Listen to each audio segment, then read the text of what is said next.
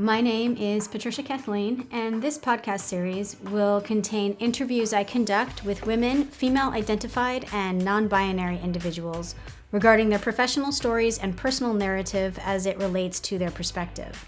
This podcast is designed to hold a space for all individuals to learn from their counterparts, regardless of age, status, or industry. We intend to transparently investigate the evolving global dialogue regarding underrepresented figures in all industries across the USA and abroad. By hosting these stories and conversations, we aim to contribute to the changing platform and representation of these individuals for the future. Now let's start the conversation.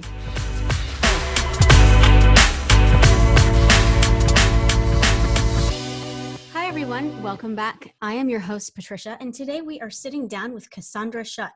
Cassandra is a serial entrepreneur and an entrepreneurial advisor. Welcome, Cassandra. Hi, thank you so much for having me. I'm so excited to talk to you. For everyone listening, Cassandra's website is cassandrashuck.com, and I'm going to read a bio to give you a background of her. But before I do that, today's podcast, I'll give you a brief roadmap. It's going to follow the same trajectory as all in these series. Namely, we'll first look at Cassandra's academic background and early professional life, and then we'll turn to unpacking her brand and all of the tools and services involved in it, namely the who, what, when, where, why, and how on the back end. And then we'll get into some of the ethos and the philosophical nature of it. And then we'll turn towards goals that Cassandra may have for the next 1 to 3 to 5 years regarding scaling, branding, expansion, all of those interesting things, maybe even how the current climate is affecting things. And then we'll wrap everything up with advice that Cassandra has for those of you who are looking to either get involved with her or perhaps emulate some of her success. A quick bio on Cassandra before I start questioning her with all of my inquiries. Cassandra has always been good at the hustle. Cassandra is creative, innovative, and fierce, traits that helped her become a successful serial entrepreneur and entrepreneurial advisor. A natural visionary, she has built multiple businesses, including Tola Marketing and Creative and Milk and Cookie from the ground up. And I'm not sure if I said those right, but we'll get into that, Cassandra. As a business growth and profitability expert, Cassandra digs deep every day to bring integrity, perspective, innovation, and curiosity to every client she meets and project she undertakes. Cassandra's greatest passion is helping entrepreneurs leverage their past trials and traumas to create fulfilling million-dollar businesses. For more information about Cassandra's story, programs, and podcasts, or to book Cassandra for a speaking engagement, you can connect with her again at her website. That's cassandrashuck.com, CASSANDRA SHUCK.com.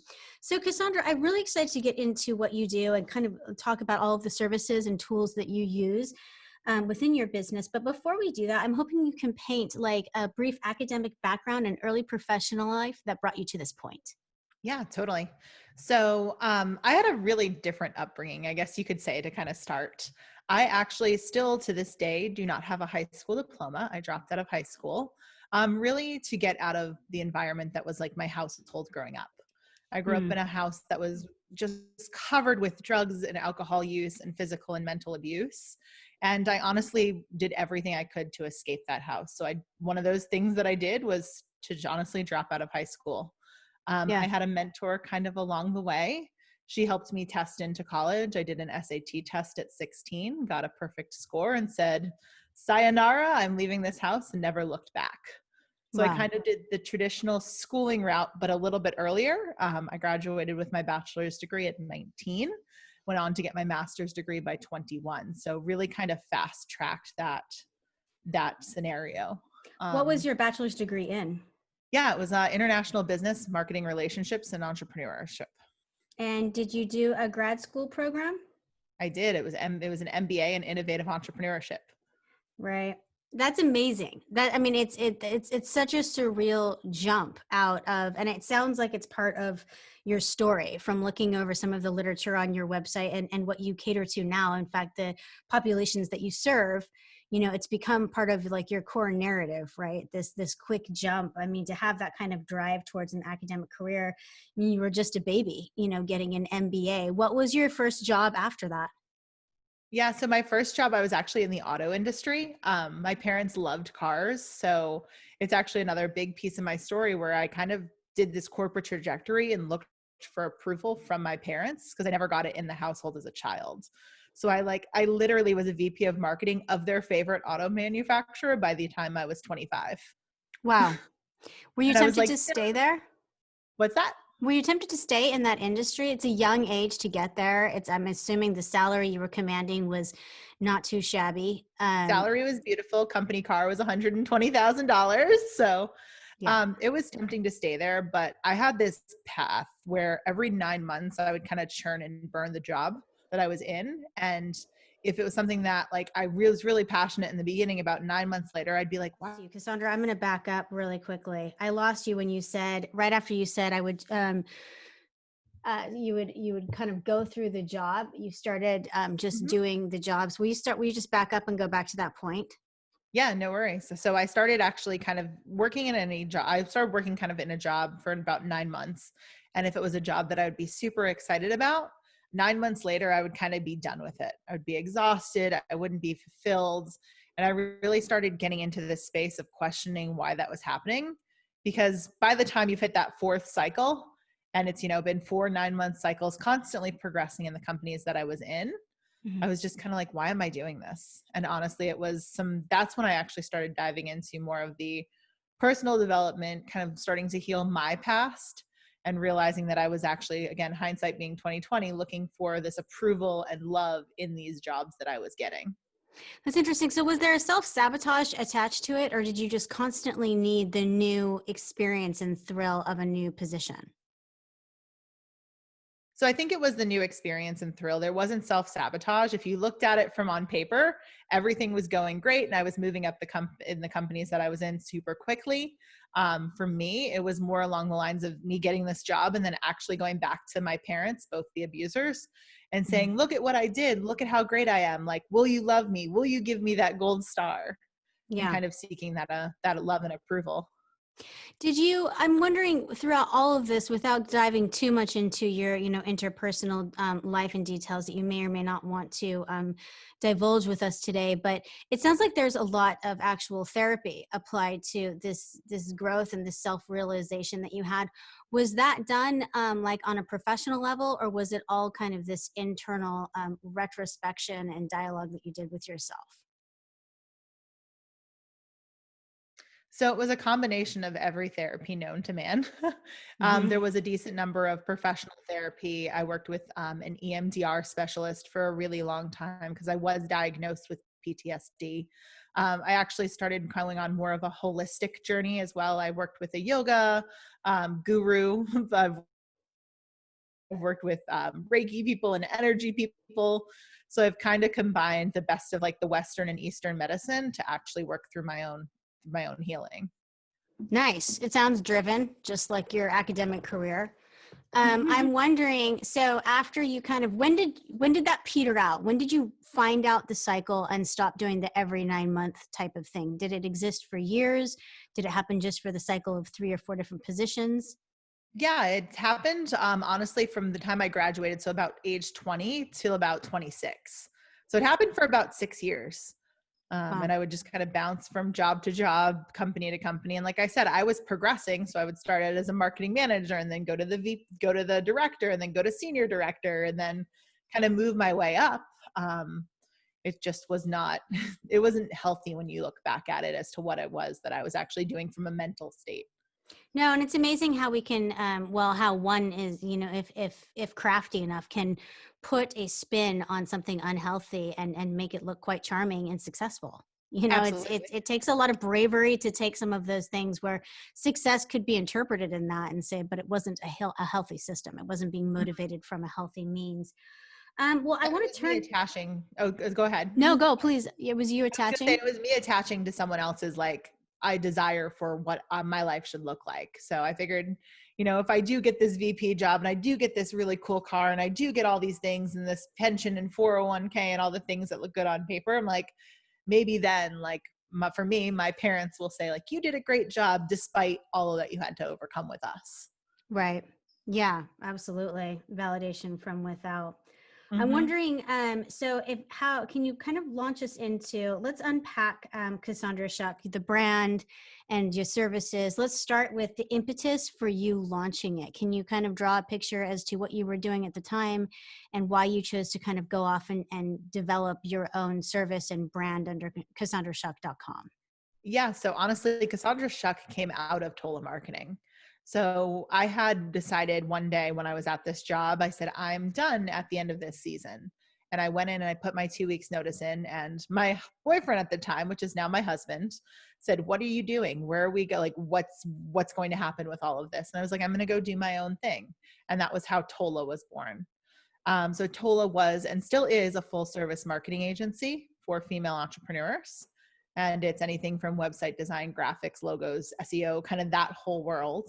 But in that, I have this innate ability to see people's business and see what's ahead of them. I actually blame it on my trauma. I can see 10 steps ahead and 50 different options coming at you just based on kind of where I've been. And underneath this brand for Tola, I would do someone's website and I'd be like, let's talk about your products. Let's talk about your suite. Let's talk about, your pricing options and how you're getting your clients and your marketing funnel. And I would just kind of go off, and they would buy a website, but they would get all of this free kind of business coaching and support before it was even a thing. Yeah. So honestly, that's where Cassandra Shuck came out of. About 6 years of doing that. I was like, oh, I should probably monetize all of this free support that I'm giving with an added website.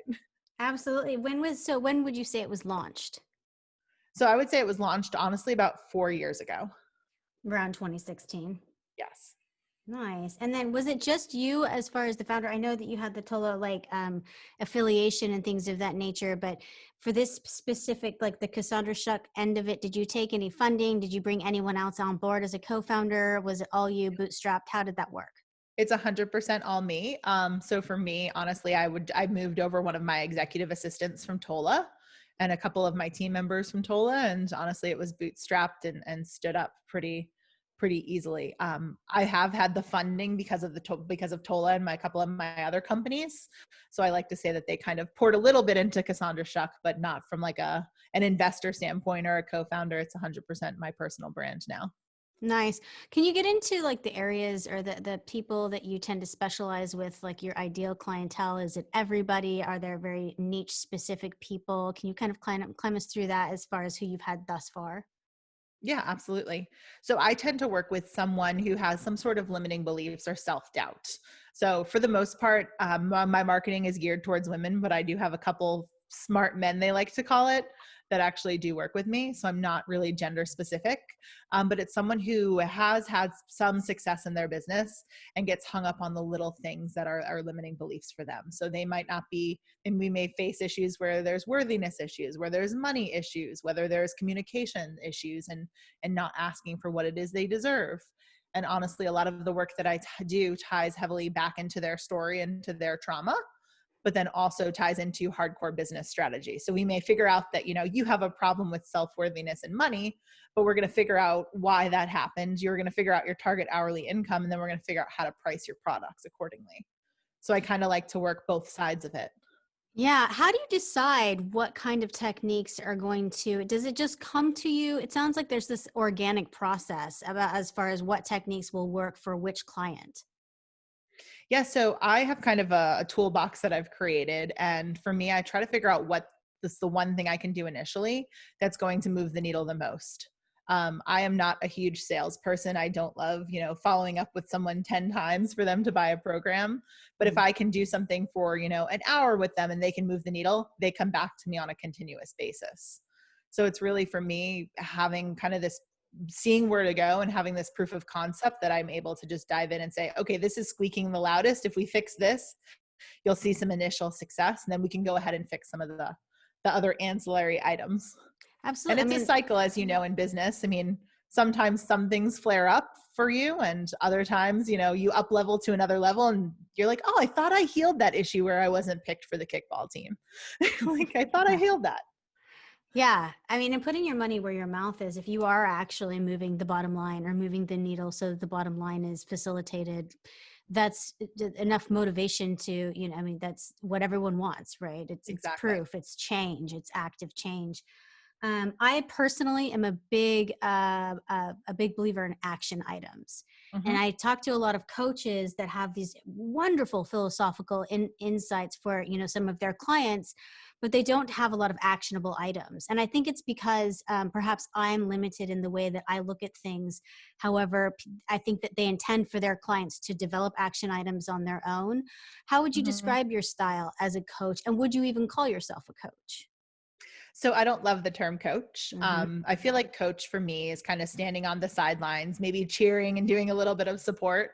That's Yeah. why I kind of use the words guide and advisor kind of interchangeably, so to speak. A lot of times I am 100% action item oriented. I know it depends on the client, to be honest with you. So there's some people that just need a little bit of a mindset push, need a little bit of a cheer, and then some action items. There's other people who are like, hey, I'm here to run. Give me the list of things I need to do and I'll get them done by Friday. Yeah. So I am more of the give me the list of things and I'll get them done by Friday type of girl, just because that's where I see the most success. And that's what I've wanted for me, for my business, for in a coach. So that's kind of where my clients come in and see my Absolutely. benefit. I agree as well. I mean, I've spoken to nothing shy of maybe 40 different, entrepreneurs and professionals alike this year. And the term coach is just, it's so loaded. No one really Mm-hmm. knows what anyone means anymore. And, at very least, it's an opportunity to redefine what you mean by that. So I think that I agree with you on that particular term. I'm curious, when you look at your website and you read some of your doctrine and your verbiage as to where you come from, it seems like you feel like a large majority of your clients or people that you work with are their businesses are attached to their person, their very personal life, which a lot of people don't put together. And also that the Mm-hmm. personal life has got trauma, as you were mentioning, be it high level that we consider to be abuse or even lower level, not getting picked on the softball team, and that preventing this like much later down the road career success. Can you kind of speak to how you draw that out? And it seems like you must have found it in the majority of people you've worked with, because it's this technique that you go in and find. Can you kind of unravel some of that for us? Yeah, absolutely. So I think I actually shied away from the word trauma for a really, really long time, because I used that term when it came, I saw that term as it connected to like a victim. And I was like, Mm. I'm not a victim. I got out of it. I don't want to use that term. So I actually resisted that I even had trauma in my past. And I mean, I grew up in the serious kind of depths of physical, mental, and sexual abuse. Yeah. So there's this like area of entrepreneurship that at a certain level, your entrepreneurship endeavor, no matter what it is, it could be an ice cream shop. It doesn't have to be like a personal brand, is Mhm. actually a mirror and a reflection of your personal development. I 100% believe. So as I was kind of starting to work with people in TOLA in that space, and I was starting to see some of the areas where they were holding on to perfectionism, or where they were, literally white knuckling their grip and trying to like manipulate and control their business, or they were self-sabotaging, or they were basically downplaying their success, was a huge one I saw. I actually 100% realized, and that's when I started doing the work as it relates to what I do now, identifying those and then working to move those away and to manipulate those. So what has your growth been thus far? Like, you've been around for, it's 4 years is a chunk of change. People would say it's entering just for that particular, I'm talking about Cassandra Shuck. I know that Tola is a different, it's got a Mm-hmm. longer history, but you're definitely in your toddlerdom, right? You're kind Yes. of out of the Potty scary. training. Yeah, exactly. With it, what do you think your growth has been? And I don't just mean the bottom line. Like, even you, this is a very emotional response. Like, the growth can be success as it's measured to you on any level. How do you feel the growth has been over the past 4 years? Yeah. So I think there's a level of fulfillment from this business that I haven't been able to get from any others, because it is personal and because I am able to really see the changes that I'm doing for my clients. I think that's the biggest piece. It is nice that it did grow, or we should be pushing 7 figures next year, or this year, towards the end. Nice. So I think the financial success comes with Hmm. the actual fulfillment of doing the work that I know I was put here to do. How do you find, I'm wondering, has it changed? I always forget that second half, but how do you find, it sounds like you kind of shared some nepotism with Tola for the original clientele, but do you advertise on social media? What is your greatest form of finding new client? So honestly, right now, my form of new clients is a little bit paused just because of the coronavirus, but Okay. I'm typically speak about my story. I'm on a number of podcasts and stages, and I actually go to my trauma and what that looks like for people because I, with considering I had such a great degree, people can see what I've overcome and they're like, oh, mine's not that bad. That's the Mhm. result that that's the, the, that's the reaction I typically get, I should say is, oh, if you overcame that, I can overcome this. So honestly, most of my lead gen for my coaching is through some of it through Tola, yes, but actually it's through my speaking. And then I'm in the process of writing a book. And just really, and then I have a great group of referrals, referral network that I use as well. That's So I exciting. believe, yeah, I believe that if you actually can move the needle and do have success with clients, they will talk about you, and they absolutely do. It's proven 100 times out of 100 times. I agree. I do. And I think that it doesn't always necessarily happen in a time order. I think it can happen right away. I think it can happen kind of, and people talk about this landslide moment where they're like, everything was kind of just trudging along and then bam, it's like that rainfall of things. Well, let's get into your podcast just a little bit. I know we were talking pre-production about it, but can you tell us what the name of it is and where people can find it and what you discuss on it? Yeah, of course. So it's called Stacked Against. And honestly, it's tying that trauma story into people's businesses. So I interview entrepreneurs who have somehow birthed their business or a part of their business out of their trauma. And I've had people who have had dealt with addiction, who have dealt with homelessness, who have literally been hit by a truck. Just crazy, crazy, amazing stories. Because I think in the space that we're in, we always see someone who's ahead of us and we're like, oh, well, it was easy for them. Oh, well, they didn't have anything that they had to overcome. And I really just wanted to level that playing field of seeing people who we idolize and we look towards, that they've had their same stuff too, that they've had to overcome. Yeah, absolutely. It's a powerful motivator too. I mean, that storyline is so inspirational. I think it sounds interesting for people across, all interest levels. That's interesting. So what do you think looking forward at the next, it sounds like you're not one to shy away from goals. And I know that the current climate has changed this narrative. And so I encourage everyone I've been speaking to lately, you can either speak to before the pandemic or Mhm. if you've had a chance to kind of reassess or you're still kind of looking, what are your goals for both Tola and like Cassandra Shuck over the next, like say 1 to 3 years? Yeah. So for Tola, I'm actually removing myself from the business more and more each year. In the next 3 years, I actually hope to just be there maybe 5% of the time, Mm. to just kind of act as that supervisory advisory position and treat it like some of the other businesses I've invested in. For a time there, I actually was struggling with whether I kept it or not, just because it was starting to fall a little bit more out of alignment with the work that I'm doing now. Mhm. So that's kind of my major goal with that one, is to continue to grow it, to continue to support the team that works there, but then more in that advisory role. And then honestly, for Cassandra Shuck, my goal is to get the book published is a big piece of it. Mhm. I'm going to put it out there that I would love it to be a New York Times bestseller in 3 years. Nice. And then honest to continue to do the work and speak about the work that it is that I do. So, Absolutely. And especially considering right now we're living through a trauma that people don't realize either. And that's so many people right now are in that hustle survive mentality that they don't even know, after this is all said and done with, what it's going to look like, how people are going to come out of it. There's going to be a lot of ramifications and a lot of things that we have to kind of peel back the layers of after this is all said and done. So we're actually, all of us right now as business owners are in this space. it's it's a unifying thing as well. Within a shared hardship like this, it's a shared grievance, and it can create dialogue instead of shut doors. I think that this type of thing it can be used as a platform for people to develop these even social groups and and 100%. pathways for success or just start to rebuild. I agree with you, and we don't even know where we're going to end up yet, but I think that that's true.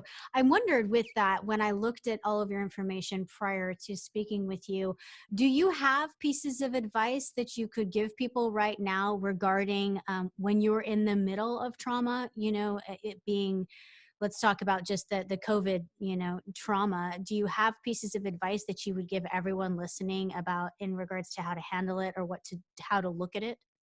Yeah, absolutely. So that's been the number one thing that I've been speaking about lately, is how to recognize that you're in a trauma and how to understand it from a personal level, and then how to understand it from a business level as well. Cause I think there's two pieces in here, that we have the personal piece that we're affected in, and then we have the business piece. And a lot of times they're separate, but a lot of times they're together. So one of the things that I'm encouraging people to do right now is to slow down a little bit and to breathe, and to actually not make super rash, quick, impulsive decisions. Because that's one of the biggest things that happens when you're in this survival trauma state, Mm-hmm. is you quickly, fire everyone, turn the lights off, pivot, open a new business. Like, I've seen all of these things in the current landscape happening right now.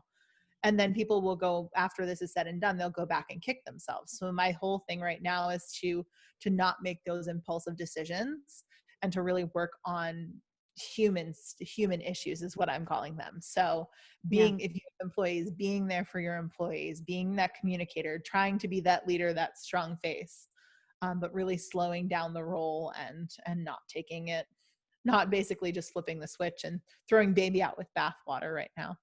Absolutely. And it's wise. It's hard. It's hard to maintain, I think, sometimes a sense of calm, Mm-hmm. without becoming even disillusioned or want to just walk away from it without turning off, just turning the volume down.